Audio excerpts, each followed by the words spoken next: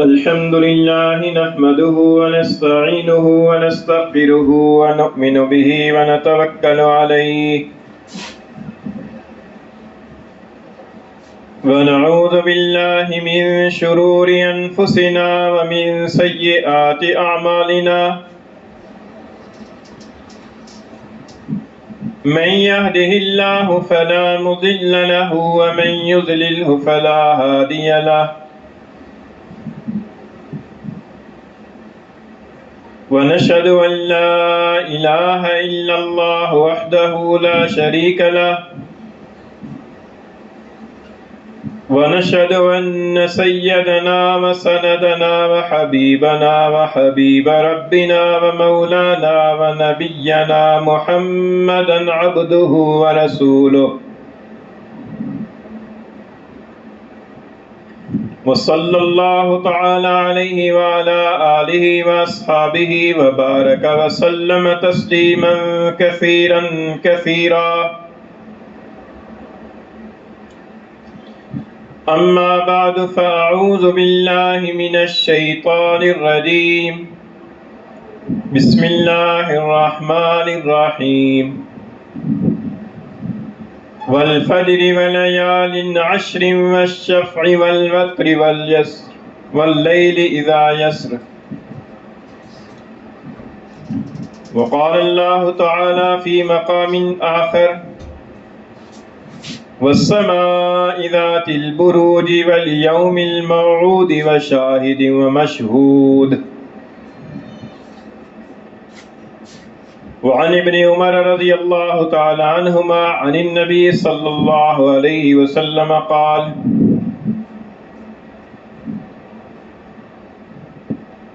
ما من أيام أعظم عند الله ولا أحب إليه من هذه الأيام العشر فاكثروا فيهن التكبير والتهليل والتحميد أو كما قال رسول الله صلى الله عليه وسلم صدق الله مولانا العظيم وصدق رسوله النبي الكريم ونحن على ذلك لمن الشاهدين والشاكرين والصلاة والسلام على سيد الأنبياء والمرسلين والحمد لله رب العالمين. گرامی قدر سامعین، ذی الحجہ کا مہینہ شروع ہو چکا ہے اور اس ذی الحجہ کے مہینے کی جو خصوصیات ہیں ان میں پہلی خصوصیت یہ ہے کہ یہ حرمت والا مہینہ ہے. اللہ تعالیٰ کا ارشاد ہے کہ ان عدت الشہور عند اللہ 12 شہرا، کہ مہینوں کی گنتی اللہ تعالیٰ کے ہاں 12 ہیں. پھر آگے ارشاد فرمایا کہ منہا اربعۃ حرم، کہ ان 12 مہینوں میں سے 4 مہینے حرمت والے ہیں. اور حدیث شریف میں حضور نبی کریم صلی اللہ علیہ وسلم نے فرمایا کہ حرمت والے 4 مہینوں میں سے 3 مہینے لگاتار ہیں. ایک مہینہ ذی القعدہ کا ہے جو گزر چکا ہے، ختم ہو چکا ہے، سال کا 11واں مہینہ. اور دوسرا ذی الحجہ کا مہینہ ہے جس کی آج 2 تاریخ ہے، یہ سال کا 12واں مہینہ ہے. اور تیسرا محرم کا مہینہ ہے جو اس کے بعد شروع ہوگا، سال کا پہلا مہینہ. یہ 3 مہینے تو لگاتار ہیں. اور ایک مہینہ اللہ کے رسول نے فرمایا کہ رجب کا مہینہ ہے جو اسلامی سال کا 7واں مہینہ ہے، اور وہ جمادی الاخری کے بعد آتا ہے اور شعبان سے پہلے آتا ہے. تو یہ 4 مہینے حرمت والے ہیں. تو ان 4 مہینوں کے اندر یہ ذی الحجہ کا مہینہ بھی شامل ہے. حرمت والے مہینے ہونے کا مطلب یہ ہے کہ یہ 4 مہینے خصوصی احترام اور عزت اور ادب کے مہینے ہیں. یعنی ویسے تو باقی مہینے بھی اللہ تعالیٰ کے بنائے ہوئے ہیں، لیکن یہ جو 4 مہینے ہیں تو یہ 4 مہینے خاص طور پر عزت اور احترام والے مہینے ہیں. اور ان مہینوں کے اندر خاص طور پر اللہ تعالیٰ کے احکام کا لحاظ رکھنا چاہیے، خصوصاً فرائض کی ادائیگی، واجبات کی ادائیگی اور حرام کاموں سے بچنا، ان کا ان مہینوں کے اندر خاص طور پر زیادہ اہتمام کرنا چاہیے۔ بعض بزرگوں کا ارشاد منقول ہے، فرماتے ہیں کہ اگر کوئی آدمی ان حرمت والے مہینوں کے اندر کوشش کر کے اور ہمت کر کے فرائض اور واجبات کی ادائیگی کرتا رہے تو اللہ تعالیٰ کے فضل و کرم سے امید ہے کہ اسے باقی مہینوں کے اندر بھی اس کی توفیق ملتی رہے گی۔ اور اگر کوئی آدمی ان حرمت والے مہینوں کے اندر کوشش کر کے اور ہمت کر کے گناہوں سے اور حرام کاموں سے اپنے آپ کو بچاتا رہے تو اللہ تعالیٰ کے فضل و کرم سے امید ہے کہ اسے باقی مہینوں کے اندر بھی گناہوں سے بچنے کی توفیق ملتی رہے گی۔ تو یہ حرمت والے مہینے کا یہ احترام کا ایک تقاضا ہے۔ جیسے ہماری نظروں میں مسجد کا احترام ہے، جھوٹ بولنا ویسے بھی حرام ہے، لیکن اگر کوئی مسجد کے اندر جھوٹ بول رہا ہو تو کہا یار مسجد کے اندر جھوٹ بول رہے ہو، یعنی مسجد کا احترام ہے، مسجد کا ادب ہے، اگرچہ جھوٹ بولنا باہر بھی منع ہے۔ تو اسی طریقے سے یہ جو حرمت والا مہینہ ہے، اس مہینے کے اندر بھی گناہ کرنا یہ ایسی ہے، قابل ملامت ہے کہ جیسے مسجد کے اندر کوئی آدمی گناہ کرتا ہے۔ حالانکہ گناہ کرنا ویسے ہی منع ہے، اور مہینوں کے اندر بھی منع ہے، لیکن اس مہینے کی حرمت کا ایک خاص تقاضا ہے، اس مہینے کے اندر خاص طور پر گناہوں سے بچا جائے۔ دوسری خصوصیت اس مہینے کی یہ ہے کہ اس مہینے کے اندر اللہ تعالیٰ نے 2 عبادات ایسی مقرر فرمائی ہیں کہ جو کسی اور مہینے میں ادا نہیں ہو سکتی، جیسا کہ گزشتہ جمعہ پر بھی آپ کے سامنے عرض کیا تھا کہ 2 عبادات ایسی ہیں کہ ان عبادات کی ادائیگی کے لیے خاص طور پر اسی مہینے کے چند ایام مقرر ہیں۔ اگر کوئی آدمی فرض عبادت ادا کرنا چاہے اس کے لیے بھی وہی 5-6 دن ہیں، اور اگر کوئی آدمی نفلی درجے کے اندر عبادت کرنا چاہے اس کے لیے بھی وہی مخصوص ایام ہیں۔ ایک عبادت تو حج کی عبادت ہے، حج کی عبادت کے لیے اسی مہینے کے 5 ایام اللہ تعالیٰ نے مقرر فرما دیے، 8 ذی الحجہ سے لے کر 12 ذی الحجہ تک، 8 ذی الحجہ، 9 ذی الحجہ، 10 ذی الحجہ، 11 ذی الحجہ، 12 ذی الحجہ، اور اگر مستحب درجے کے اندر ایک اور دن شامل کر لیں تو 13 ذی الحجہ۔ یہ جو دن ہے فرض حج کے لیے بھی یہی ایام مقرر ہیں، نفل حج کے لیے بھی یہی ایام مقرر ہیں، اور اگر کسی نے حج کی منت مان لی ہو تو اس منت کے پورا کرنے کے لیے بھی یہی ایام مقرر ہیں۔ ان ایام کے علاوہ آگے پیچھے کوئی حج عبادت نہیں کر سکتا، نہ نفلی نہ فرض، یہ ایام مقرر ہیں۔ اور دوسری عبادت ہے قربانی کی عبادت۔ قربانی کی عبادت کے لیے اللہ تعالیٰ نے اسی مہینے کے 3 دن مقرر فرمائے ہیں، 10، 11، 12 ذی الحجہ۔ تو اگر کسی نے واجب قربانی ادا کرنی ہے وہ بھی انہی دنوں کے اندر کرے گا، کسی نے نفلی قربانی ادا کرنی ہے وہ بھی انہی دنوں کے اندر کرے گا، کسی نے اپنے والدین کے لیے یا مرحومین کے لیے ایصال ثواب کی قربانی کرنی ہے وہ بھی انہی دنوں کے اندر کرے گا، اور اگر کسی نے قربانی کی منت مان لی ہے کہ اگر میرا فلاں کام ہو گیا تو میں اللہ کی رضا کی خاطر جانور قربان کروں گا، اس کے لیے بھی یہی 3 دن مقرر ہیں۔ ان 3 ایام کے علاوہ باقی کسی دن میں قربانی کرنے کا کوئی تصور نہیں ہے۔ جانور کا ذبح کرنا اللہ تعالیٰ کا قرب حاصل کرنے کے لیے وہ انہی دنوں کے ساتھ خاص ہے۔ تو یہ اس مہینے کی خصوصیت ہے۔ اور پھر اس مہینے کی ایک اور خصوصیت یہ ہے کہ اس مہینے کے ابتدائی جو 10 دن ہیں جس کو عشرہ اولیٰ کہا جاتا ہے، ذی الحجہ کا عشرہ اولیٰ، اس کی بھی خاص فضیلت ہے۔ چنانچہ قرآن مجید کے اندر اللہ تعالیٰ نے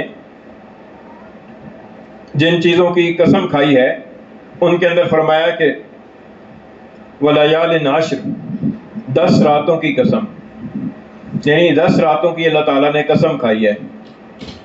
فرمایا کہ وَالْفَجْرِ وَلَيَالٍ عَشْرٍ وَالشَّفْعِ وَالْوَتْرِ، فجر کی قسم، 10 راتوں کی قسم، اور جفت کی قسم، اور طاق کی قسم۔ حدیث شریف کے اندر صاف طور پر یہ بات آئی ہے کہ اس آیت کریمہ کے اندر جو 10 راتیں ہیں، ان 10 راتوں سے مراد ذی الحجہ کے مہینے کی پہلی 10 راتیں ہیں۔ اور اس کے اندر جو جفت کا لفظ آیا ہے اس سے مراد اسی ذی الحجہ کے مہینے کی 10 تاریخ ہے، کیونکہ 10 کا عدد جفت کا عدد ہے، تو 10 ذی الحجہ کی اللہ تعالیٰ نے قسم کھائی۔ اور انہی آیات میں جو طاق کا ذکر ہے، طاق کی اللہ تعالیٰ نے قسم کھائی، اس سے مراد ہے 9 ذی الحجہ کا دن، اسی مہینے کی 9 تاریخ، کیونکہ 9 کا عدد طاق کا عدد ہے۔ تو حدیث شریف کے اندر فرمایا ہے کہ یہ جو اللہ تعالیٰ نے 10 راتوں کی قسم کھائی ہے اور جفت کی قسم کھائی ہے اور طاق کی قسم کھائی ہے، تو ان 10 راتوں سے مراد ذی الحجہ کی پہلی 10 راتیں، اور جفت سے مراد ذی الحجہ کی 10 تاریخ، اور طاق سے مراد ذی الحجہ کی 9 تاریخ۔ تو اللہ تعالیٰ نے قرآن مجید کے اندر جن چیزوں کی قسم کھائی ہے اس کے بارے میں علماء کرام نے یہ فرمایا ہے کہ اللہ تعالیٰ نے جس چیز کی قسم کھائی ہے، یا تو اللہ تعالیٰ نے اس کی عظمت کے پیش نظر اس کی قسم کھائی ہے کہ وہ بہت عظیم الشان چیز ہے، اور یا اس کے کثیر النفع ہونے کی وجہ سے اللہ تعالیٰ نے قسم کھائی ہے کہ اس کے فائدے بہت ہیں۔ بعض اوقات کسی چیز کا فائدے بہت ہوتے ہیں، اور بعض اوقات کسی چیز کی عظمت اور اس کا مقام بہت ہوتا ہے۔ اس وجہ سے اللہ تعالیٰ نے قرآن مجید کے اندر کئی چیزوں کی قسم کھائی ہے، ورنہ اللہ تعالیٰ کو قسم کھانے کی ضرورت نہیں ہے، اس لیے کہ قسم انسان کھاتا ہے دوسرے کو اپنی بات کا یقین دلانے کے لیے، اور آدمی کے بارے میں تو یہ امکان ہے کہ آدمی جھوٹ بھی بول سکتا ہے، بلکہ جھوٹ بولتا ہے، لیکن اللہ تعالیٰ شانوں کی ذات تو ہر عیب سے پاک ہے، اور اللہ تعالیٰ کا ارشاد ہے کہ وَمَنْ أَصْدَقُ مِنَ اللَّهِ قِيلًا، اللہ تعالیٰ سے بڑھ کر اور سچا کون ہوگا؟ وَمَنْ أَصْدَقُ مِنَ اللَّهِ حَدِيثًا، اللہ سے بڑھ کر کس کی بات سچی ہوگی؟ اور اللہ قادر مطلق ہے، اللہ تعالیٰ کو جھوٹ بولنے کی ضرورت کیا ہے؟ لیکن اللہ تعالیٰ نے پھر بھی قسم کھائی ہے۔ تو یہ جو قسمیں اللہ تعالیٰ نے کھائی ہیں قرآن مجید کے اندر، یا تو اس چیز کی عظمت کی وجہ سے اللہ تعالیٰ نے اس کی قسم کھائی ہے کہ قسم کھا کر بتایا ہے کہ یہ چیز بڑی عظمت والی ہے، اور یہ اللہ تعالیٰ نے قسم اس لیے کھائی ہے کہ بتایا ہے کہ جس چیز کی اللہ نے قسم کھائی ہے اس چیز کے فائدے بہت ہیں، مخلوق کے لیے اس کے بہت فائدے ہیں، کثیر النفع ہے۔ تو یہاں پر جو اللہ تعالیٰ نے قسم کھائی ہے فجر کی قسم، تو فجر کا وقت بہت ہی عظمت والا ہے، بہت ہی شان والا ہے، اور بہت ہی برکت والا وقت ہے۔ اور بعض حضرات نے فرمایا کہ اس سے خاص طور پر ذی الحجہ کے صبح صادق کا وقت مراد ہے، کہ ذی الحجہ کے 10 تاریخ کا جو صبح صادق کا وقت ہے، 10 ذی الحجہ کا، جس دن عید الاضحیٰ ہوتی ہے، تو عید الاضحیٰ کی صبح صادق کا وقت بہت ہی عظمت والا اور بہت ہی برکت والا وقت ہے، تو اللہ تعالیٰ نے اس کی قسم کھا کر اس کی برکت اور عظمت کو بیان کیا۔ 10 راتوں کی قسم کھائی ہے تو 10 راتوں کی عظمت اور فضیلت کی وجہ سے، اور جفت کی اور طاق کی قسم کھائی ہے 9 ذی الحجہ اور 10 ذی الحجہ کی، ان دنوں کی عظمت کی وجہ سے، ان دنوں کی فضیلت کی وجہ سے اللہ تعالیٰ نے ان کی قسم کھائی ہے، اور حدیث شریف کے اندر اس کی وضاحت آ گئی ہے کہ وہ کون کون سے دن ہیں۔ اب ان دنوں کی فضیلت کیا ہے؟ حدیث شریف میں آتا ہے، امام احمد رحمۃ اللہ علیہ نے اس حدیث کو اپنی مسند احمد میں نقل فرمایا ہے، حضرت ابن عمر رضی اللہ تعالیٰ عنہما سے روایت ہے، فرماتے ہیں کہ نبی کریم صلی اللہ علیہ وسلم نے ارشاد فرمایا کہ ما من ایام اعظم عند اللہ ولا احب الیہ من العمل فیہن من هذه الایام العشر، فرمایا کہ ان 10 دنوں میں، یعنی یہ جو ذی الحجہ کے پہلے 10 دن ہیں، ان 10 دنوں سے بڑھ کر اللہ تعالیٰ کے نزدیک کوئی دن بھی عظمت والا اور زیادہ محبوب اور پسندیدہ نہیں ہے کہ ان دنوں کے اندر جو عمل کیا جائے۔ ان 10 دنوں کے اندر جو آدمی نیک عمل کرتا ہے، اس نیک عمل کی اللہ تعالیٰ کے ہاں بڑی قدر و منزلت ہے، اور اللہ تعالیٰ کے ہاں وہ بڑا عمل پسندیدہ ہے اور دنوں کے مقابلے میں۔ یعنی آدمی عمل کرتا ہے ان 10 دنوں کے اندر بھی، فرض کیا اس نے صدقہ خیرات کیا، اور دنوں کے اندر بھی صدقہ خیرات کرتا رہتا ہے، لیکن اللہ تعالیٰ کے ہاں ان 10 دنوں کے صدقہ خیرات کی جتنی عظمت ہے اور جتنی پسندیدگی ہے، باقی دنوں کے صدقہ خیرات کی وہ پسندیدگی اور وہ عظمت نہیں ہے۔ تو اللہ کے رسول نے فرمایا کہ فَأَكْثِرُوا فِيهِنَّ مِنَ التَّهْلِيلِ وَالتَّحْمِيدِ وَالتَّكْبِيرِ، فرمایا اللہ کے رسول نے کہ لہذا ان دنوں کے اندر کثرت کے ساتھ لا الہ الا اللہ، کثرت کے ساتھ اللہ اکبر، اور کثرت کے ساتھ الحمدللہ کے کلمات پڑھا کرو۔ اور ایک روایت کے اندر آتا ہے کہ ان دنوں کے اندر کثرت کے ساتھ اللہ تعالیٰ کی تسبیح بیان کیا کرو، یعنی سبحان اللہ کہا کرو۔ تو دونوں روایتوں کو اگر ملا کر دیکھا جائے تو دونوں روایتوں کے پیش نظر تیسرے کلمے کی کثرت کا حکم معلوم ہوتا ہے۔ تیسرے کلمہ ہے سبحان اللہ والحمد للہ ولا الہ الا اللہ واللہ اکبر۔ اس کے اندر تسبیح بھی ہے، اس کے اندر تحمید بھی ہے، اس کے اندر تہلیل بھی ہے، اور اس کے اندر تکبیر بھی ہے۔ چاروں کلمات اس کے اندر جمع ہیں۔ تو لہذا ان دونوں روایتوں کا تقاضا یہ ہے کہ ان 10 دنوں کے اندر کثرت کے ساتھ تیسرے کلمے کا ذکر کرنا چاہیے۔ سبحان اللہ والحمد للہ ولا الہ الا اللہ واللہ اکبر، یہ جو کلمات ہیں ان کلمات کا کثرت کے ساتھ ان دنوں کے اندر ذکر کرنا چاہیے۔ اور ذکر کرنا ویسے بھی فضیلت والا عمل ہے، لیکن ان 10 دنوں کے اندر جو عمل نیک کیا جائے گا وہ اللہ تعالیٰ کے ہاں زیادہ قابل قدر ہوگا اور زیادہ اللہ تعالیٰ کے ہاں پسندیدہ ہوگا۔ اور حدیث شریف کے اندر ان اذکار کی خاص طور پر حکم دیا گیا ہے، لہذا معلوم ہوا کہ اللہ تعالیٰ کے نزدیک زیادہ پسندیدہ اور زیادہ عظمت والے جو اذکار ہیں وہ ان 10 دنوں کے اندر تیسرے کلمے کا ذکر ہے۔ ذکر ویسے بھی کیا جاتا ہے، لیکن ذکر کرتے وقت میں انسان کو توجہ اور دھیان سے ذکر کرنا چاہیے۔ ذکر چلتے پھرتے بھی جائز ہے، اور ویسے بھی انسان کسی جگہ بیٹھ کر ذکر کرتا رہے تو اچھی بات ہے، لیکن ذکر کرنے کا جو ایک طریقہ ہے وہ طریقہ یہ ہے کہ آدمی ایک وقت مقرر کرے اور ایک مقررہ وقت کے اندر یکسوئی کے ساتھ اور اپنے سارے دنیاوی خیالات سے اپنے دل و دماغ کو یکسو کر کے اور متوجہ ہو کر اللہ تعالیٰ کا ذکر کرے، اور متوجہ ہو کر اور دھیان سے اللہ تعالیٰ کا ذکر کرے، اور زبان سے جو کلمات کہہ رہا ہے ان کلمات کے اندر اپنے دل کو بھی شامل کرے، اور ان کلمات کا جو مفہوم ہے اس کو ذہن میں حاضر رکھتے ہوئے اللہ تعالیٰ کا ذکر کرے، تو پھر اس ذکر کا بہت فائدہ ہوتا ہے۔ جیسے سبحان اللہ کہا ہے تو سبحان اللہ کا مطلب یہ ہے کہ اللہ تعالیٰ ہر عیب سے پاک ہے، تو ذہن کے اندر اس کا مفہوم بھی رکھے اور دل کو بھی اس کے ساتھ شامل کرے اور توجہ کے ساتھ کہے کہ سبحان اللہ، یہ اللہ تعالیٰ ہر عیب سے پاک ہے۔ اور الحمدللہ کا مطلب یہ ہے کہ ساری دنیا جہان کی تعریفیں اللہ کے لیے ثابت ہیں، چاہے کسی انسان کی تعریف ہو، چاہے کسی چیز کی تعریف ہو، وہ حقیقت میں اللہ کی تعریف ہے۔ تو اس مفہوم کو ذہن میں حاضر رکھتے ہوئے قلبی توجہ کے ساتھ الحمدللہ زبان سے کہے۔ اور لا الہ الا اللہ کا مطلب یہ ہے کہ اللہ کے سوا کوئی معبود نہیں ہے، تو ذہن کے اندر اس کے مفہوم کو ذہن میں حاضر رکھتے ہوئے اور قلبی توجہ کو شامل کرتے ہوئے زبان سے کہے لا الہ الا اللہ۔ اور اللہ اکبر کا مفہوم یہ ہے کہ اللہ تعالیٰ ہر چیز سے بڑا ہے۔ اس کا مطلب یہ ہے کہ دنیا جہان کے اندر جتنی چیزیں ہیں ان ساری چیزوں سے بڑا اللہ ہے۔ میری جتنی خواہشات ہیں ان ساری خواہشات سے بڑا اللہ کا حکم ہے، اور میرے جتنے خیالات ہیں ان سارے خیالات کے مقابلے میں اللہ کا حکم بڑا ہے، اللہ کا نام بڑا ہے، اللہ کی ذات بڑی ہے۔ اس دھیان کے ساتھ اس مفہوم کو ذہن میں رکھتے ہوئے قلبی توجہ کے ساتھ اللہ اکبر کہا جائے۔ تو یہ قلبی توجہ کے ساتھ اگر کسی آدمی نے یکسوئی کے ساتھ 100 دفعہ سبحان اللہ والحمدللہ ولا الہ الا اللہ واللہ اکبر کا ذکر کیا تو اللہ کی رحمت سے امید ہے کہ انشاءاللہ اس کے دل کی پر اس کا اثر پڑے گا۔ تو یہ ذکر کرنے کا طریقہ ہے، اس طریقے سے انسان کو ذکر کرنا چاہیے۔ باقی ان دنوں کے اندر اور بھی نیک اعمال کی کثرت کرنی چاہیے، مثلا فرائض کے واجبات کی پابندی کرنی چاہیے۔ فرائض کے اندر 5 فرض نمازیں بھی شامل ہیں، بندوں کے جو حقوق ہمارے ذمہ ادا کرنا ضروری ہیں وہ بھی شامل ہیں، اور جو ہمارے ذمہ جو ہماری ڈیوٹیاں ہیں، مثلا دفتر کے اندر کام کر رہے ہیں، کاروبار کر رہے ہیں، کوئی کھیتی باڑی کر رہا ہے، کوئی مزدوری کر رہا ہے، تو اس کے اندر بھی یہ ضروری ہے کہ ہم پوری ذمہ داری کے ساتھ فرض شناسی کے ساتھ اپنے فرض کو ادا کریں، وہ بھی ایک فرض ہے ہمارے ذمہ۔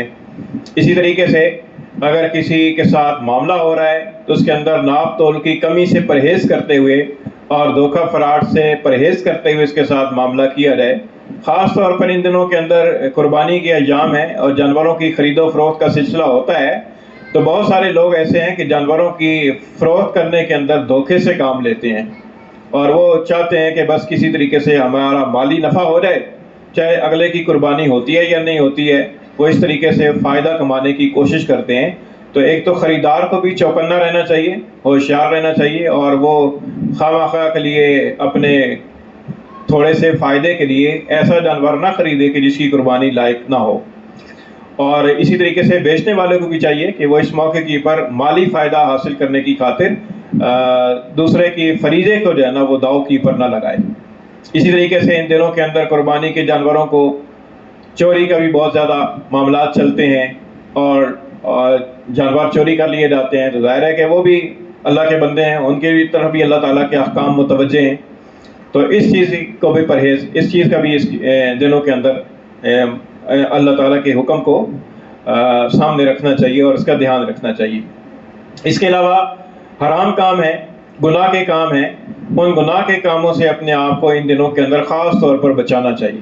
بہت سارے گناہ کے کام ہیں, جیسے فرض نماز کو چھوڑ دینا, یہ گناہ کبیرہ ہے, حدیث شریف میں آتا ہے. جھوٹ بولنا ہے, غیبت کرنا ہے, چغلی کرنا ہے, حسد کرنا ہے, اور دھوکہ دینا ہے کسی کو, ناپ تول میں کمی کرنا ہے, اور وعدہ کر کے وعدہ خلافی کرنا ہے. یہ بہت سارے گناہ ہیں جو ہمارے اندر رائج ہیں, چلتے رہتے ہیں, اور بہت ساری امور ایسے ہیں کہ جن کو ہم گناہ سمجھتے بھی نہیں ہیں, حالانکہ وہ گناہ ہیں. تو اس طرح کے گناہ کے کاموں سے اپنے آپ کو خاص طور پر ان دنوں کے اندر بچانا چاہیے. پھر انہی دنوں کے اندر 9 ذی الحجہ کا دن بھی شامل ہے. 9 ذی الحجہ کا جو دن ہے اس کو یوم عرفہ کہا جاتا ہے, اور اس دن کے اندر حج کا ایک خاص رکن ہے جس کو وقوف عرفات کہا جاتا ہے, وہ ادا کیا جاتا ہے. اور یہ وقوف عرفات حج کے اتنا اہم رکن ہے کہ اگر کسی آدمی کو وقوف عرفات نصیب نہ ہو تو اس کا حج ادا نہیں ہوتا, اسے اگلے سال پھر حج کرنا پڑے گا, کیونکہ اس کا رکن فوت ہو گیا, اس رکن کا کوئی بدل بھی نہیں ہے. کہ آدمی کہے کہ چلو میں دم دے دوں گا یا کوئی کفارہ ادا کر دوں گا, وہ نہیں ہو سکتا. یہ خاص طور پر اس کو ادا کرنا ہی ضروری ہے, وقوف عرفہ. اور یہ 9 ذی الحجہ کے دن خاص طور پر عرفات کے میدان میں حاضر ہونا اس آدمی کے لیے ضروری ہے کہ جو حج کر رہا ہے, چاہے وہ فرض حج کر رہا ہے, چاہے وہ نفل حج کر رہا ہے, چاہے وہ حج بدل کر رہا ہے.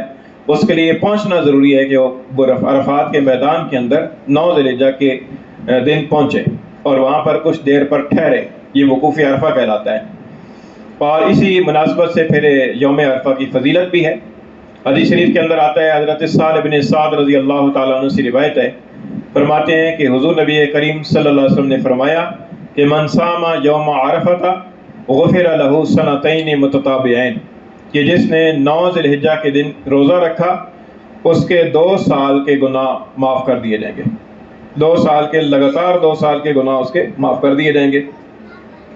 ویسے تو یہ جو اب دن چل رہے ہیں ان دنوں کے اندر بھی روزہ رکھنے کی فضیلت ہے. 1 ذی الحجہ سے لے کر 8 ذی الحجہ تک ان دنوں کی عام فضیلت ہے روزہ رکھنے کی. اور یہ جو 9 ذی الحجہ کا دن ہے جس کو یوم عرفہ کہا جاتا ہے, جو ہمارے ہاں اگلے جمعے کو ہوگا, اس کو اس دن روزہ رکھنے کی خاص فضیلت ہے. اور اس کی فضیلت یہ ہے کہ ایک دن کا روزہ رکھنا یہ 2 سال کے گناہوں کا کفارہ ہو جاتا ہے ایک دن کے روزے سے. تو لہذا اس دن کے اندر روزہ رکھنے کا بھی اہتمام کرنا چاہیے. جن کو اللہ تعالیٰ نے ہمت عطا فرمائی ہے اور جو روزہ رکھ سکتے ہیں انہیں چاہیے کہ ضرور اس روزے کا اہتمام کریں. تو اس دن کے روزے کا بھی فضیلت احادیث کے اندر آئی ہے. اچھا, بعض لوگ یہ سمجھتے ہیں کہ جمعے کا دن اگر 9 ذی الحجہ کو آ جائے یا 9 ذی الحجہ جمعے والے دن آ جائے تو وہ حج اکبر ہوتا ہے. تو یہ ذہن میں رکھنا چاہیے کہ حج اکبر جو ہے نا وہ ہر حج حج اکبر ہی ہے, ہر حج حج اکبر ہے. اور حج اکبر کے مقابلے میں جو حج اصغر ہے وہ عمرہ ہے, یعنی عمرہ کو حج اصغر کہا جاتا ہے. اور کوئی بھی حج, ہر سال کا حج, چاہے 9 ذی الحجہ جمعرات کو ہو, چاہے 9 ذی الحجہ جمعے کو ہو, چاہے 9 ذی الحجہ ہفتے کے ہو, کسی دن بھی ہو, وہ حج حج اکبر ہے. قرآن مجید کے اندر اللہ تعالیٰ نے یوم الحج الاکبر ارشاد فرمایا ہے.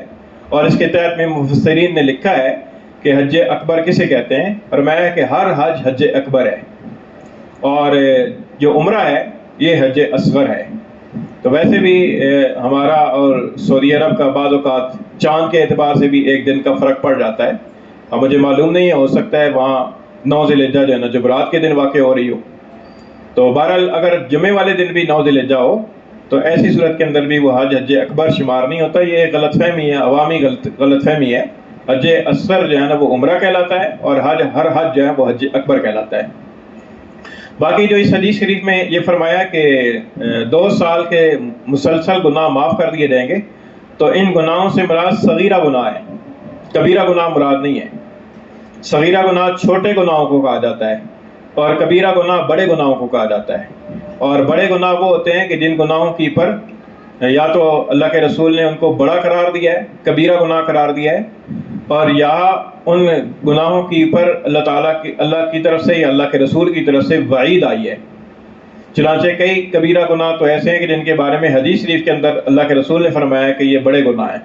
مثلا والدین کی نافرمانی کرنا، اس کو کبیرہ فرمایا۔ جھوٹی قسم کھانا، جھوٹی گواہی دینا، سود کا لین دین کرنا، اور کسی پاک دامن عورت کی پر تہمت لگانا، یہ بڑے بڑے گناہ ہیں، کبیرہ گناہ ہیں۔ ان کو اللہ کے رسول نے کبیرہ فرمایا ہے۔ اور بعض گناہ ایسے ہیں کہ جن کی پر وعید ہے، اگرچہ ان کے بارے میں یہ نہیں فرمایا کہ یہ کبیرہ گناہ ہے، لیکن وعید بہت سخت ارشاد فرمائی ہے۔ جیسے رشوت کے بارے میں آتا ہے کہ الراشی والمرتشی کلاہما فی النار، کہ رشوت دینے والا اور رشوت لینے والا دونوں کے دونوں ہی جہنمی ہیں۔ تو یہ تو نہیں فرمایا کہ رشوت کبیرہ گناہ ہے، لیکن اس کی پر وعید سخت ارشاد فرمائی ہے، لہذا جس کی پر سخت وعید ارشاد ہوئی ہے وہ بھی کبیرہ گناہ ہوتا ہے۔ اور اس کے مقابلے میں بعض صغیرہ گناہ ہوتے ہیں۔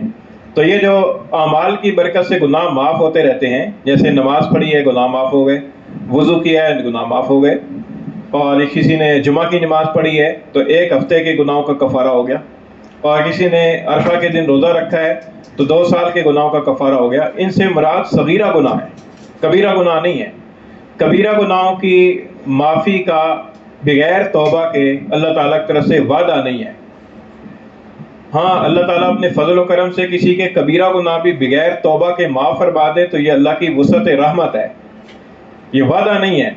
وعدہ یہ ہے کہ توبہ کریں گے تو پھر کبیرہ گناہ معاف ہو جائیں گے، بلکہ توبہ سے کبیرہ گناہ کیا، کفر بھی معاف ہو جاتا ہے، شرک بھی معاف ہو جاتا ہے جب کہ سچی توبہ کی جائے۔ لیکن وعدہ نہیں ہے۔ وعدہ تب ہے کہ آدمی توبہ کرے گا تو پھر کبیرہ گناہوں کی معافی کا وعدہ ہے، لیکن اگر توبہ کے بغیر ہی اللہ تعالیٰ کسی کے کبیرہ گناہوں کو معاف فرما دے تو یہ اللہ تعالیٰ کا فضل و کرم ہے، اللہ تعالیٰ کی رحمت کی وسعت ہے۔ اب توبہ کرنا بھی ضروری ہے، کیونکہ ہم تو کبیرہ گناہوں کے اندر بھی مبتلا ہیں، اور بلکہ بعض علماء نے فرمایا کہ صغیرہ گناہ کو بھی اگر بار بار کرتے رہیں تو وہ بھی کبیرہ ہو جاتا ہے۔ تو اس لیے ہمیں صرف اس بھروسے پر نہیں رہنا چاہیے کہ 9 ذی الحجہ کا روزہ رکھیں گے تو 2 سال کے گناہ معاف ہو جائیں گے، بلکہ ہمیں اس کے ساتھ ساتھ توبہ کرنا بھی ضروری ہے۔ اور توبہ کرنا ویسے بھی ضروری ہے کیونکہ اللہ تعالیٰ کا حکم ہے، جس طریقے سے نماز پڑھنا اللہ تعالیٰ کا حکم ہے، رمضان کا روزہ فرض ہے، اللہ تعالیٰ کا حکم ہے، زکوٰۃ ادا کرنا اللہ تعالیٰ کا حکم ہے، اسی طریقے سے توبہ کرنا بھی اللہ کا حکم ہے۔ یا ایھا الذین آمنوا توبوا الی اللہ توبۃ نصوحا، اے ایمان والو اللہ تعالیٰ کی حضور میں خالص توبہ کرو، تو یہ اللہ تعالیٰ کا حکم ہے۔ تو اس لیے ہمیں ویسے بھی توبہ کرنی چاہیے، اور گناہ کے بعد تو توبہ کرنی ہی چاہیے۔ اور توبہ کے بارے میں یہ ہے کہ توبہ آدمی کے دل کے اندر ندامت پیدا ہو، پشیمانی پیدا ہو کہ میں نے یہ جو گناہ کا کام کیا ہے بہت غلط کیا ہے، ایسا مجھے نہیں کرنا چاہیے تھا۔ یہ ایسی ہے کہ جیسے کسی آدمی کسی محسن کی گستاخی کر دے، اپنے کسی استاد کی گستاخی کر دے، تو بعد میں آدمی کے دل میں ایک جو کیفیت پیدا ہوتی ہے ندامت کی کہ یار میں نے کیا کیا، یہ تو مجھے نہیں کرنا چاہیے تھا۔ یہ جو کیفیت ہوتی ہے اس کیفیت کو ندامت کہتے ہیں۔ تو آدمی کے دل میں ندامت پیدا ہو کہ میں تو بہت ہی معمولی سی مخلوق ہوں اللہ تعالیٰ کی، اور اللہ تعالیٰ اتنی عظمت شان والے ہیں، اللہ تعالیٰ کے حکم کے خلاف میں نے کر دیا، اللہ تعالیٰ میرے محسن حقیقی ہیں، اللہ تعالیٰ میرے منعم حقیقی ہیں، اللہ تعالیٰ ہی نے سب کچھ دیا ہوا ہے، میری زندگی کا ایک ایک سانس جو ہے وہ اللہ تعالیٰ کے حکم کے ساتھ ہے، تو بہت بڑی کوتاہی ہوئی۔ تو یہ ندامت کی کیفیت پیدا کرے، یہ پہلی شرط ہے۔ دوسری شرط یہ ہے کہ پھر اپنے اس گناہ کی پر توبہ استغفار کرے، اللہ تعالیٰ سے معافی مانگے کہ یا اللہ غلطی ہو گئی ہے۔